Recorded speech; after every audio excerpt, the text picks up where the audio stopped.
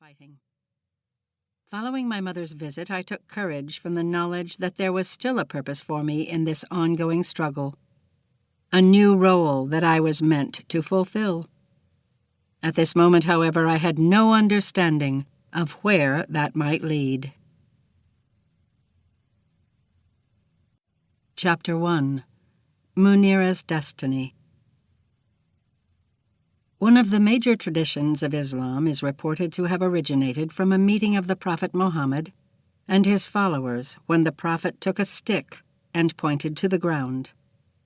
There is not one among you whose sitting place is not written by God, whether in fire or in paradise. From this tradition, the Islamic faith teaches that all things in life are predestined, and that every person's fate has been decreed by Allah.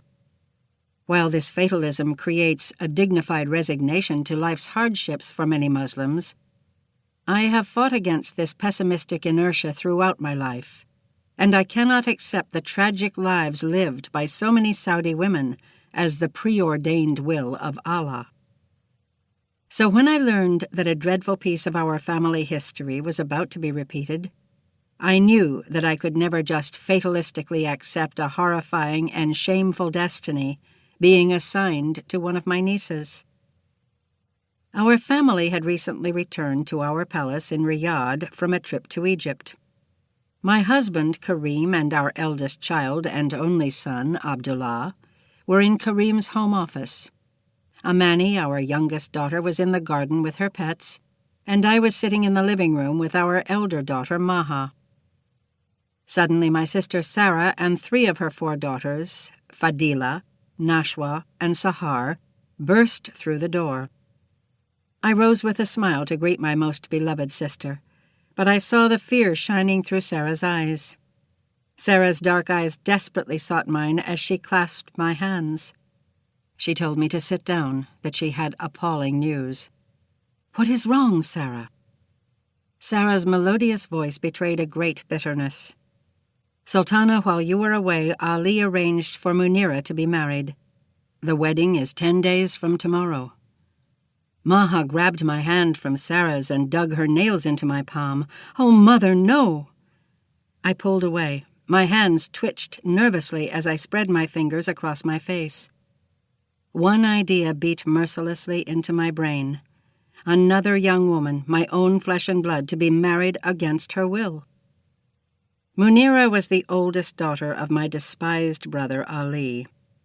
She was a pretty, though slight girl, who appeared many years younger than her true age.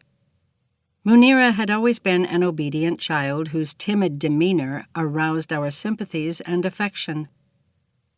Munira's mother was Ali's first wife, Tamam, the royal cousin my brother had married so many years before. At the time, Ali had readily boasted that his marriage to Tamam was for the sole purpose of sexual release when he came home to our country in between school terms abroad. Love and affection were never on his agenda. Anyone could have easily predicted Tamam's miserable future. She had been married while still a child, and she never had an opportunity to develop emotionally. Even as a mature woman, Tamam rarely entered into conversation, and when she did speak, her voice was so low the listener was forced to lean close to hear her. 3 years after his marriage to Tamam, Ali took a second wife. Since Tamam was a most dutiful wife, Ali was questioned by our eldest sister, Noura, as to his need for a second spouse. Noura later revealed to us that Ali had declared that his displeasure was linked to Tamam's unhappiness. He was angry and baffled over the fact that his young bride had become a melancholy wife. With the greatest puzzlement, Ali claimed that Tamam had not once smiled since the day he had become her husband. Tamam's union with Ali produced 3 children, 2 daughters and a son. The daughters were as cheerless as their mother, while the son was a perfect, arrogant duplicate of his father.